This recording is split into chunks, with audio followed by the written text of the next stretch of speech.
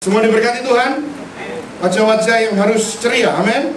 Buka Alkitab saudara di dalam 2 Samuel pasal yang ke-8. Kita akan belajar tentang kemenangan-kemenangan yang Tuhan berikan buat Raja Daud. Kita akan belajar di dalam ayat yang dahsyat ini. Kita akan lihat seakan-akan seorang superhero, seakan-akan seorang Superman, ya, yang Tuhan pakai. 2 Samuel pasal yang ke-8. Sudah dapat semua? Katakan amin kalau sudah dapat. Sudah dapat? Tidak tahu 2 Samuel ada di mana. Pasti ada di Alkitab saudara. Kalau tidak ada berarti Alkitab saudara tidak lengkap, ya. Oke, 2 Samuel pasal yang ke-8. Saya akan bacakan perikopnya. Kemenangan Raja Daud. Dalam bahasa Inggrisnya bagus perikopnya. David's further conquest. Artinya sebelumnya Daud sudah banyak kemenangan, dan ini dikatakan kemenangan Daud yang lebih lanjut, ya, penguasaan Daud yang lebih lanjut lagi. Jadi Daud tidak pernah berhenti menang dalam hidupnya. Nah, mari kita akan belajar supaya hidup kita tidak berhenti untuk menang. Kita terus menang. Kita tidak bisa, saudara, terus menjadi ekor, karena Tuhan bilang kita harus menjadi kepala dan bukanlah ekor. Dan saya percaya demikian juga keselamatan. Tidak ada orang yang nunut keselamatan. Tidak ada orang yang numpang keselamatan. Demikian juga kemenangan. Saudara nggak bisa nebeng kemenangan terus. Sekalipun itu suami istri. Kalau suamimu menang terus, istri kok nggak bisa bilang, oke, suamiku menang terus, aku nebeng aja. Si istri yang menang terus, suami juga nggak bisa bilang, oh nggak apa-apa, tenang, istriku menang terus, aku nebeng aja. Saudara, karena Tuhan menciptakan, Dia tidak menciptakan secara massal, Dia menciptakan secara pribadi. Kalau suami itu menang terus, istri harus menang terus.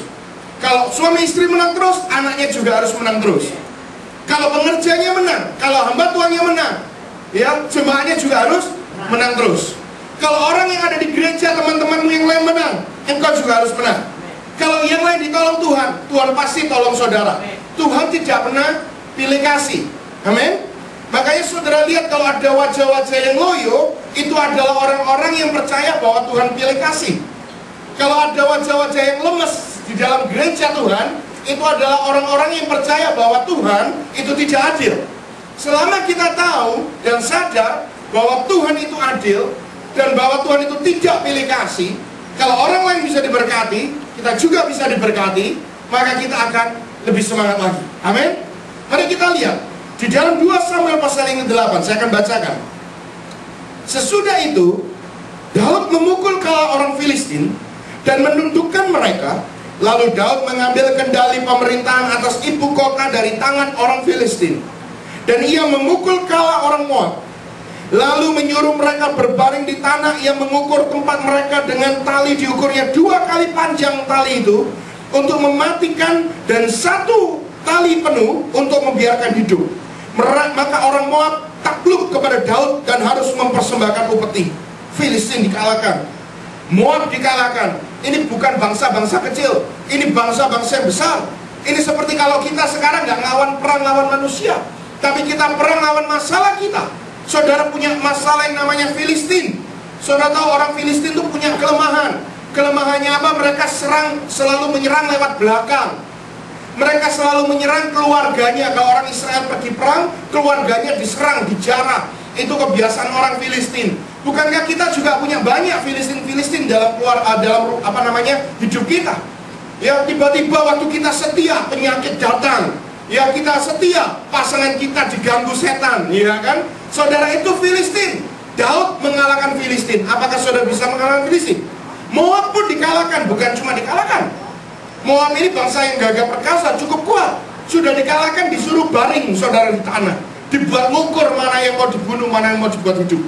Terus, saya akan bacakan ayat yang ketiga. Selanjutnya Daud memukul kalah Hadesher bin Rehob, Raja Zobah.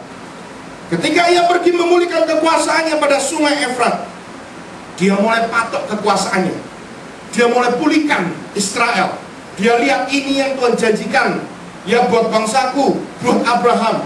Kalau diduduki orang lain, aku babak. Kalau ada musuh yang menduduki, aku bunuh, aku kalahkan, aku jajah. kita pasrah. Ya, kalau ada iblis yang datang untuk menduduki kemah kita yang namanya penyakit, ya sudah pasrah. Kalau ada iblis datang yang menduduki sukacita kita, ya udahlah pasrah.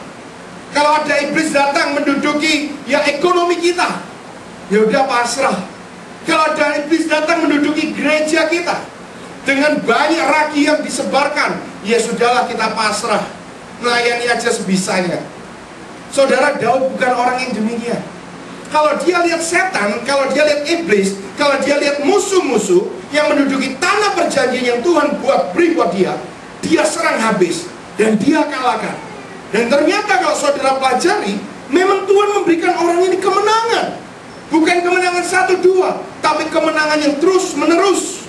Dikatakan dalam perikop bahasa Inggrisnya tadi, David's further conquest. Kemenangan Daud yang lebih lanjut. Ayat yang keempat, Daud menawan daripadanya 1.700 orang pasukan berkuda dan 20.000 orang pasukan berjalan kaki. Lalu Daud menyuruh memotong urat keting segala kereta kuda, tetapi dengan meninggalkan 100 ekor kuda kereta. Ya, saya tidak tahu kuda kereta. Maksudnya kuda kereta itu keretanya kuda, chariotnya. Ya, kudanya dipotongin semua. Ini orang Israel ini tidak punya pasukan berkuda, tapi mereka bisa mengalahkan ribuan pasukan berkuda. Oh, mungkin Israel ini luar biasa, jago perang. Enggak, mereka bukan orang yang dididik militer pada dasarnya. Mereka cuma rakyat biasa, tapi yang disertai oleh Tuhan. Maka itu Alkitab, firman Tuhan bilang, biarlah orang membanggakan dan mengandalkan kereta berkuda mereka, tapi marilah kita mengandalkan Tuhan. Terus, lalu orang Aram dan dari Damsyik datang menolong Hadezer Raja Soba. Tetapi dari antara orang Aram itu Daud menewaskan 20.000 orang.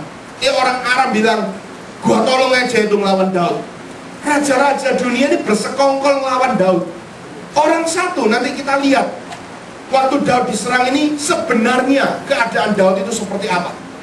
Mungkin kalau saudara nggak belajar sejarah dan masa lalunya, waktu kita belajar dan baca 2 Samuel pagi hari ini, mungkin saudara pikir, wah Daud ini sudah establish menjadi raja sekian lama, kerajaannya sudah kuat, pasukannya sudah gagah. No, you are wrong. Saudara salah besar. Ini raja baru diangkat, ini raja baru menjabat, kerajaannya belum establish begitu lama, dan dia belum bisa mengkoordinasi pasukannya dengan baik. Tapi dia sudah diserang oleh banyak raja-raja yang cukup kuat-kuat, dengan kereta pasukan berkuda yang cukup banyak, tapi tetap Daud mengalahkan mereka. Sekalipun dikeroyok 2 kerajaan sekalipun, dua-duanya dikalahkan Daud. Di atas kertas, Daud pasti kalah. Raja yang masih baru menjabat, belum berpengalaman, baru menyatukan 2 kerajaan. Dia dulunya ini raja atas Yehuda, dan Saul raja atas Israel. Lalu Saul mati, kerajaannya digabungkan sama Daud. Nah, saudara tahu kalau digabungkan itu banyak pasukan-pasukan dan jenderal-jenderal bekas punyanya Saul yang nggak suka sama Daud. Pasukan-pasukan yang masih setia sama Saul, yang mungkin ingin membalas Daud, yang mungkin bersekongkol kepingin lihat Daud kalah. Jadi tidak semua orang-orang di bawah Daud itu setia. Tapi karena kita lihat orang ini disertai Tuhan, saudara, sekalipun demikian, waktu dia menyatukan 2 kerajaan ini, dia menang mutlak dengan kekuatan yang tidak seberapa. Terus, kemudian Daud menempatkan pasukan-pasukan pendudukan di daerah orang-orang Aram dan Damsyik. Langsung diutus pasukan untuk menjajah Aram dan Damsyik. Orang Aram itu takluk kepada Daud dan harus mempersembahkan upeti. Tuhan memberikan kemenangan kepada Daud kemanapun ia pergi.